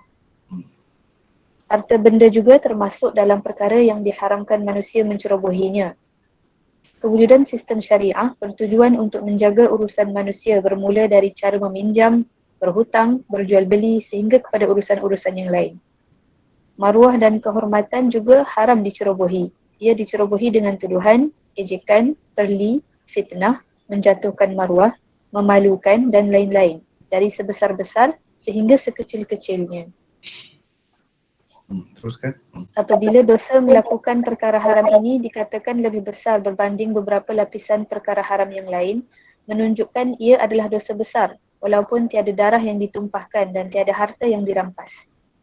Para ulama mengatakan hukuman had kepada pembunuhan dan pencurian ada disebut kerana hukuman had kerana pembunuhan dan pencurian ada disebutkan di dalam nas. Tetapi hukuman kerana pencerobohan kehormatan pula tidak ada. Ini menunjukkan keharusan mengadakan hukuman ta'zir untuknya. Kerana tiada beza dosanya dengan dua perkara yang tersebut sebelumnya. Inilah sebenarnya asas bagi keharusan membuat saman malu kerana kehormatan dicabuli yang menyebabkan jatuhnya nama baik dan reputasi seseorang. Bagaimanapun, hukuman ta'zir bergantung sepenuhnya kepada pertimbangan dan kebijaksanaan hakim atau pihak penguasa. Jadi inilah asasnya haram kehormatan itu. Jadi kalau orang kata saman malu ni, mana asasnya? Ni lah, hadis ni lah, sebab haram. Jadi haramnya itu sama, disebut sekali dengan haram harta benda, haram menumpahkan darah. Ini pun itu, walaupun tidak ada hukuman had. Sebab itulah dalam agama ni dia ada ta'zir itu. Jadi ta'zir itu boleh digunalah sebab dari segi Nabi SAW sebut ni sebagai dosa besar ni. Mengumpamakan dengan benda yang berlapis-lapis haramnya. Hari haram, bulan haram, tanah haram. Berlapis-lapis. Jadi makna ini termasuk dalam dosa besar juga. Dan boleh dihukum, boleh diadakan hukum. Sesungguhnya darah-darah kamu, harta benda dan kehormatan kamu haram. Hendaklah orang yang hadir. Ini kalau boleh orang lain lah pula baca. Siapa pula? Silakan. Kita ada nota sini. 1, 2, 3. Peristiwa ini berlaku pada Haji Wada'. Haji perpisahan maksudnya. Lepas tu Nabi tak ada dah meninggal dunia. Iaitu pada tahun ke-10 Hijrah. Tidak sampai 100 hari sebelum tibanya hari kewafatan baginda. Lebih kurang 80 hari sahaja. Selepas itu Nabi wafat. Jadi ni Nabi sebut ni di saat akhir lah, sebab itu disebut haji wada, haji perpisahan. Kemudian kerana ia orang yang dia harap akan menyampaikannya kepada orang yang lebih mengerti awa'ah daripadanya tentang apa yang disampaikannya itu. Ni siapa nak baca ni? 124 ni. Ilmu hadis berbeza. Siapa nak baca? Saya boleh tak? Siapa ni? Saya, Muhammad Ali. Muhammad Ali daripada mana ni? Dari Selangor, Ustaz. Selangor ya? Sila. Ilmu hadis berbeza daripada ilmu-ilmu lain yang juga perlu dijaga. Kerana hadis sebenarnya datang daripada Allah Subhanahu Wa Taala melalui seorang Nabi sebagai panduan buat manusia supaya mereka selamat di dunia dan di akhirat. Maka penjagaannya perlulah dilakukan dengan lebih rapi dan cermat. Banyak hadis-hadis yang agak sukar difahami jika anda hanya menggunakan neraca fikiran orang-orang dahulu. Tetapi disebabkan ia sahih, umat Islam terus-menerus menyampaikannya generasi demi generasi, walaupun mereka tidak memahaminya 100%. Contohnya ialah hadis la adwa wala tiyarata wala hamata wala safara wa firra minal majthumi kama tafirru minal asadi. Bermaksud, tidak ada penularan penyakit dengan sendirinya tanpa izin Allah, tidak ada kepercayaan sial kerana sesuatu, tidak ada kepercayaan mayat yang bergentayangan, yakni berkeliaran, tidak ada kepercayaan adanya sial pada bulan Safar, tetapi larilah engkau daripada orang yang kena penyakit kusta seperti engkau lari daripada singa. Hadis riwayat Al-Bukhari dan Ahmad. Setelah ilmu perubatan dan sains menjadi semakin maju, hadis ini lebih difahami dari sebelumnya. Perintah Rasulullah SAW di dalam hadis ini membawa maksud mesti melarikan diri atau menjaga diri daripada penyakit berjangkit atau mana-mana penyakit yang berbahaya. Melarikan diri pula tidaklah bermakna melarikan diri, yakni kabur sepanjang masa. Ia mungkin terhasil dengan hanya berada pada jarak tertentu sahaja daripada orang yang terkena serangan penyakit. Perintah melarikan diri itu mengisyaratkan kepada adanya virus atau kuman yang boleh berjangkit kepada orang yang sihat. Berdasarkan kajian seorang profesor Jerman, virus penyakit kusta itu kelihatan seperti singa apabila dilihat melalui mikroskop. Jadi ini kan banyak hadis-hadis kan kita tak boleh faham kadang-kadang. Orang-orang dahulu susah nak faham ni. Susah nak faham kenapa begini. Tapi orang sekarang ni mudah, banyak perkara. Senang. Pasal banyak dah pencapaian manusia. Yang manusia dapat tu, misalnya kenapa Nabi kata begini. Dia mula-mula ni kata tak ada penularan penyakit. Tak ada semua tu. Lepas tu dia suruh lari pula daripada singa. Daripada orang yang kena kusta. Seperti lari daripada singa. Kenapa? Dah kalau tidak penyakit. Maknanya ada pula penyakit. Jadi dengan sebab itu ulama-ulama kata penafian penularan penyakit itu maksudnya dengan sendirinya tanpa izin Allah. Semua itu berlaku dengan izin Allah. Dengan kehendak Allah. Itu maksudnya kita orang yang beriman kena percaya begitu. Bukan kerana dia sendiri, kerana virus itu ada kuasanya sendiri. Tidak. Bukan kerana kumannya itu ada kekuasaannya, kuasa gaibnya sendiri. Bukan. Semuanya itu Allah. Begitu juga dengan yang lain-lain, kita tidak nak hurai di sini. Jadi apa yang saya sebut di sini kan, Profesor Jerman ini sebenarnya berapa lama, rasanya lama, puluh tahun juga saya baca dahulu di dalam kitab tafsir Al-Jawahir, Syekh Tantawi Jauhari. Ni tafsir ini sebenarnya istimewa sangat sebab dia banyak tafsir Quran berdasarkan sains. Jadi dalam kitab tu lah ada sebut. InsyaAllah saya mau semula tengok apa ni jilid berapa, muka surat berapa dia sebut itu. Tapi dia ada sebut. Ada sebut dalam kitab tu lah yang saya bertemu. Dia yang sebut seorang profesor Jerman kaji virus ni, dia nampak melalui mikroskop rupanya macam singa. Kenapa Nabi tak kata macam lari daripada harimau, daripada binatang-binatang buas yang lain? Kenapa daripada singa? Rupanya itu rahsianya. Kuman penyakit kusta tu begitu rupa dia. Jadi benda-benda sebab itu penting kita jaga hadis. Nabi suruh sampaikan hadis itu.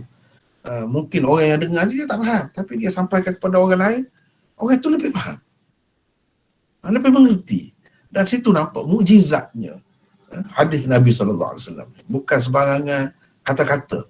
Inilah maksud sabda Nabi SAW. Dia daripada Allah SWT. 125 di sini mengerti daripadanya tentang apa yang disampaikannya itu. Teruskan baca tadi. Teruskan. Muhammad Ali apa? Teruskan. Teruskan. Tidak boleh juga terlalu percayakan akal sehingga merasakan semua hadis yang disampaikan daripada Nabi SAW itu semestinya dapat difahami terus menggunakan akal semata-mata. Kerana hikmat sesuatu perkara yang tersebut dalam hadis tidak difahami pada sesuatu zaman ialah kerana belum tiba masanya Allah mendedahkan rahsianya kepada manusia. Apabila sampai masanya sesuai dengan hikmat dan kehendak Allah, akan terbukalah pintu rahsia bagi hadis yang tidak difahami itu. Golongan Mu'tazilah menolak hadis yang bercanggah dengan akal seperti hadis Isra' Mi'raj, hadis Nabi SAW dibelah dada dan lain-lain. Ahli sunnah pula menerima hadis-hadis itu kerana kesahihannya dan terus menyampaikannya kepada generasi kemudian yang lebih memahaminya. Jadi ini kalau kita perhatikan, ini kelebihan, keistimewaan ahli sunnah wal jamaah. Di suatu ketika dahulu, kiranya mereka pun tak faham tu. Macam mana boleh? Mu'tazilah tolak hadis tu sebab dia kata kalau belah dada daripada ni, bawah leher ni sampai ke pusat tu, mati kata dia. Sebab manusia pada ketika tu dari segi kemajuan perubatannya tak sampai ke situ. Tak sampai ke situ. Tapi kalau zaman kita ni tak ada pelik. Tak ada pelik. Belah dada tu. Tiap-tiap hari ada orang bedah di hospital tu. Tak ada pelik. Cuma yang peliknya tetap ada. Yang jadi mukjizat itu apa? Yang jadi mukjizat tu doktor mana-mana dalam dunia lah. Cuba tanyalah. Dia boleh macam-macam lah. Usaha untuk jantung dan sebagainya. Dia boleh buat. Tetapi bolehkah? Adakah sesiapa mampu mengeluarkan hazzus syaitan, stesen syaitan di dalam jantung? Boleh. Dan masukkan iman ke dalamnya. Keyakinan yang kuat seperti dimasukkan ke dalam jantung Nabi SAW. Boleh. Tak ada siapa mampu situ. Belah dada boleh lah. Belah untuk maksud perubatan lah. Merawat penyakit jantung, paru-paru dan sebagainya boleh, tapi dengan maksud tadi tak dapat. Itu hanya seorang Nabi melalui mukjizat dia dapat.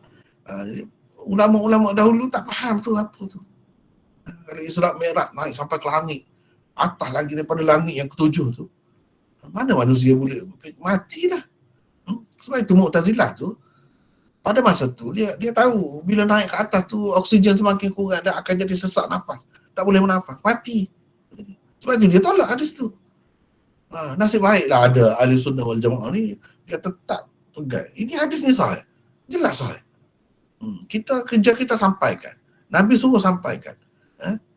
Mungkin akan ada orang yang lebih faham. Memang betul lah. Hari ni kita tidak pelik. Orang dah pergi ke angkasa lepas. Tak mati pun. Manusia biasa. Tapi pergi ke mana-mana pun bolehlah bawa batu bulan buat balik. Nak bawa semaya 5 waktu boleh ke? Nak tengok surga neraka boleh ke? Tak boleh. Situ bezanya mukjizat dengan biasa. Walau bagaimanapun kita dah boleh terima sekarang ni, tak ada pelik benda tu. Itu nak ceritanya kelebihan menyampaikan hadis. Jangan fikir kita tak faham. Biarlah pejam mata. Sampaikan kepada orang kemudian. Sampai masa dia orang akan dapatlah dengan hikmat dan kehendak Allah. Benda-benda lain pun sama. Dia bukan masalah ni saja. Benda-benda lain pun sama dalam dunia ni. Misalnya kita tengok. Dalam bumi ni ada minyak. Dalam tanah ni ada minyak. Lama sebelum orang dapat keluar minyak ni, dapat proses buat keluar minyak. Minyak tak ada ke dalam tanah? Ada. Ada lama dah. Tetapi tak sampai masa dia Allah tak buka kepada manusia. Allah nak jadi punca rezeki pada orang zaman kemudian. Maka majulah ilmu dalam bidang-bidang itu, petroleum dan macam-macam, kaji bumi itu sampai ke peringkat itu. Dan kalau tak ada mesin ni, kita kata kenderaan yang guna minyak tu, tak dapat juga guna kalau tahu pun. Jadi dia orang kata elok-elok kita dapat benda ni, Allah bagi benda ni, orang zaman kita dia dapat benda tu dengan hikmat dan kehendak Allah. Kenapa dia tak bagi walaupun zaman Nabi dulu benda tu? Dia tidak berkehendak begitu, dia nak bagi kepada orang kemudian.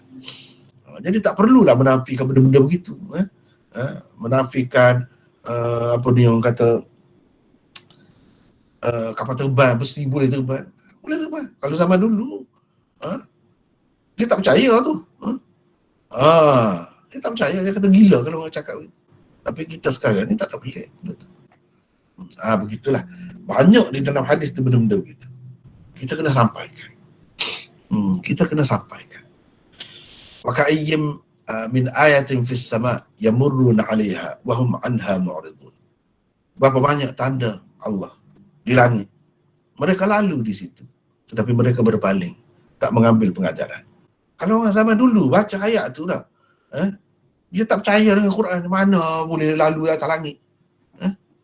Sekarang ni tak ada pelik, kita naik kapal terbang, tiap hari ada, mana-mana pergi. Duduk lalu sana pergi sini. Ada dah dalam ayat Quran itu isyarat.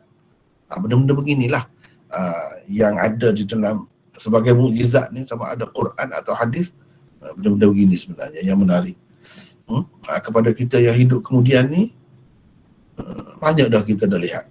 Banyak lagi yang tersebut dalam hadis, dalam Quran, kita tak lihat lagi hari ni. Banyak lagi. Dan benda itu akan berlaku. Apa yang tersebut dalam Quran dan hadis itu memang benar.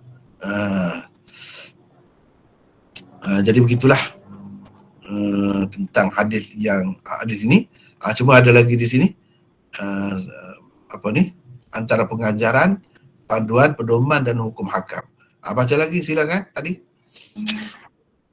Antara pengajaran, panduan, pedoman dan hukum hakam yang dapat disimpulkan daripada hadis ini ialah: pertama, orang alim iaitu orang yang berpengetahuan berkewajipan menyampaikan ilmu kepada yang belum tahu dan berkewajipan menjelaskannya kepada orang yang belum mengerti.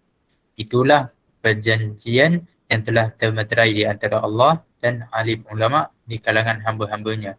Allah Subhanahu wa taala berfirman, A'udzu billahi minasyaitonir rajim, wa idz akhadallahu mitsaqal ladzina utul kitaba latubayyinunnahu lin-nasi wa la taktumunah. Bermaksud, dan ingatlah ketika Allah Subhanahu wa taala mengambil perjanjian setia dari orang-orang yang telah diberikan kitab, iaitu demi sesungguhnya hendaklah kamu menerangkan isi kitab itu kepada umat manusia dan jangan sekali-kali kamu menyembunyikannya. Surah Ali Imran ayat 187. Pengajaran yang kedua, di kemudian hari nanti, iaitu selepas zaman sahabat, akan ada orang yang mengerti tentang setengah ilmu yang ditinggalkan oleh Nabi SAW berbanding sahabat sendiri. Walaupun bilangan mereka di setiap zaman tidaklah ramai. Hal ini dapat difahami daripada perkataan rubba yang digunakan oleh baginda yang bererti ada kalanya atau boleh jadi. Pengajaran yang ketiga, keharusan menerima hadis Rasulullah SAW daripada pembawa-pembawanya iaitu perawi-perawinya walaupun mereka langsung tidak memahami maksudnya dan tidak mengetahui pengajaran yang tersirat di dalamnya. Pengajaran yang keempat, antara kewajipan orang alim ialah menjelaskan apa yang diharamkan oleh Allah dan menekankan serta menegaskan tentang keharamannya seberapa daya yang boleh.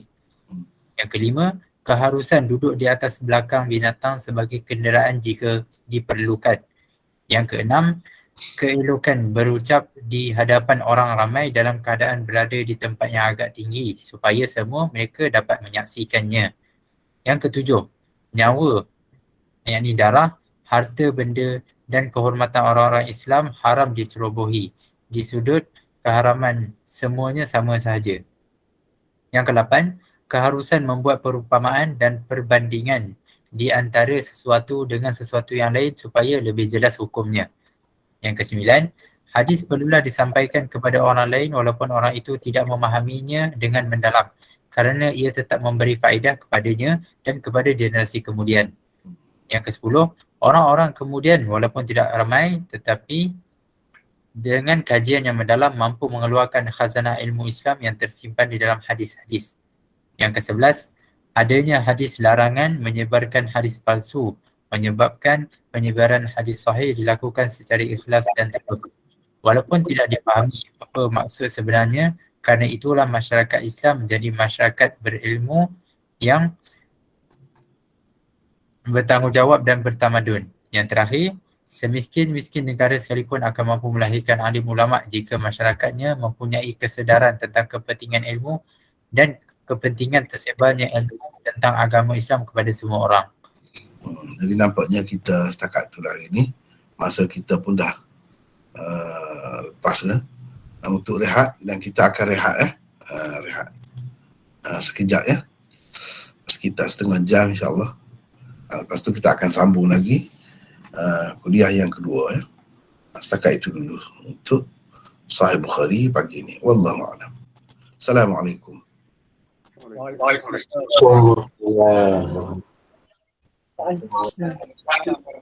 Assalamualaikum Maulana. Waalaikumsalam warahmatullahi. Saya Fatimah daripada Selangor. Ya. Tadi dalam sesi Sahih Bukhari, Maulana disebut bahawa dalam tajuk penuh Sahih Bukhari ada perkataan sunanihi wa ayyamihi. Jadi perkataan sunanihi, ayyam tu merujuk kepada peristiwa-peristiwa besar dalam kehidupan Nabi lah. Ya. Soalan saya, adakah termasuk sekali peristiwa zaman sahabat yang besar? Sebab kalau dalam Sahih Bukhari pun ada riwayat tentang Jam'ul Quran pada zaman Abu Bakar kan. Jadi adakah termasuk sekali dalam definisi tu? Termasuk juga. Termasuk. Boleh masuk lah. Tentang perincian definisi ni Maulana, ayyamihi sunanihi dengan tajuk penuh Sahih Bukhari ni ada dibincangkan lah, ulama bincangkan Ada. maksud dia dekat kitab mana ya Maulana? Boleh dikatakan dalam syarah hadis ada sebut, syarah Bukhari lah. Syarah Bukhari. Dia ada bincang tentang nama dia, lepas tu perincian dia setiap satu ni apa maksud dia. Ada. Okey, Maulana juga ada tunjukkan tadi Sahih Bukhari dengan Hasyiah Saharanpuri dan lain-lain ulama India kan Maulana? Ya. Kat mana boleh dapatkan yang syarah-syarah tersebut? Sekarang ni boleh dapat PDF boleh. Kalau nak nanti saya minta anak saya masukkan dalam tu WhatsApp group ni, boleh ambil di situ insyaAllah. Okey, terima kasih Maulana.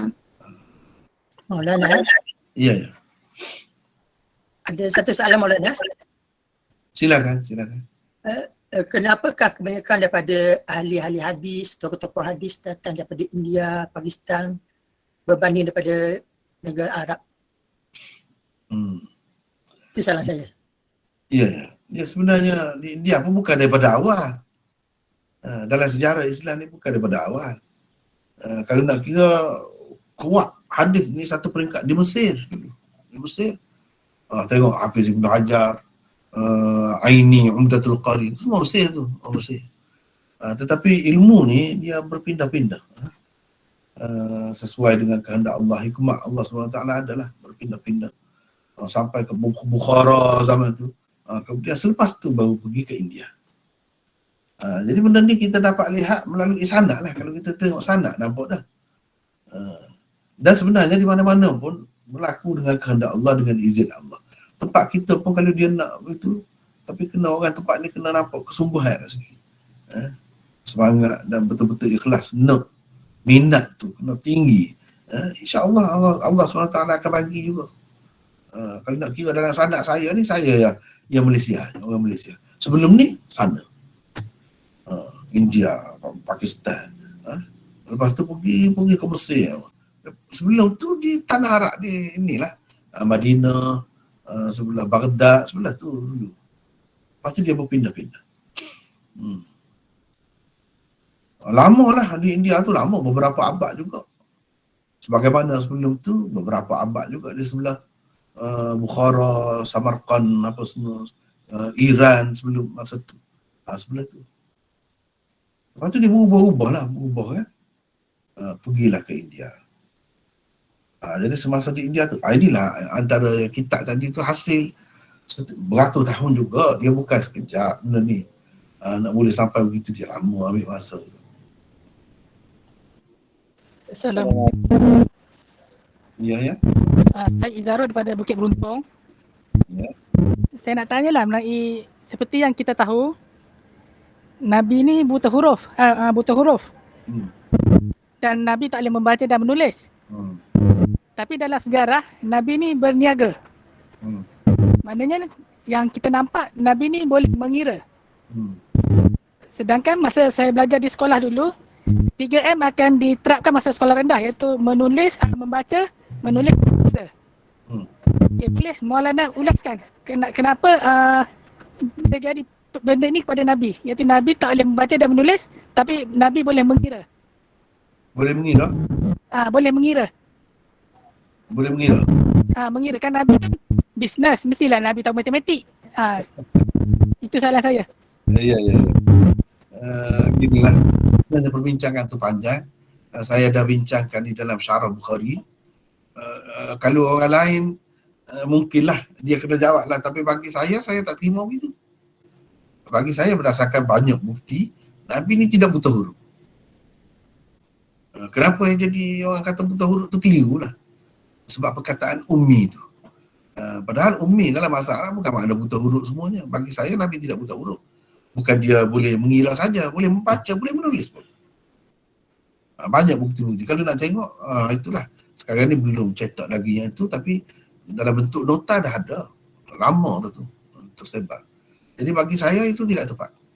Yang tepatnya Nabi tidak buta huruf. Ada perbincangan panjang lah di situ. Saya pun terima juga. Sebelum menjadi Nabi memang buta huruf. Bila saja dia dilantik jadi Nabi, dapat wahyu, dia semua tu hilang. Dapat dengan sendirinya. Dapat dengan sendirinya. Baca, menulis lebih hebat daripada orang lain. Itu bagi saya lah. Bukan saya seorang. Ramai lagi ulama-ulama yang lain yang sependapat dengan saya. Walaupun minoriti, tidak majoriti, tapi bagi saya yakin begitu. Itu lebih kuat dari segi dalil. Banyaklah bukti-buktinya. Nak sebut sekarang ni jadi panjang. Masa pun kita pun dah habis. Saya rasa hanya setakat itulah dulu untuk hari ni. Kalau nak tengok dalam nota. Saya pun tak ingat ada nota nombor berapa. Sahih Bukhari lah. Sahih Bukhari. Saya dah bincang dengan panjang lebar. Kalau nak tengok dalam rakaman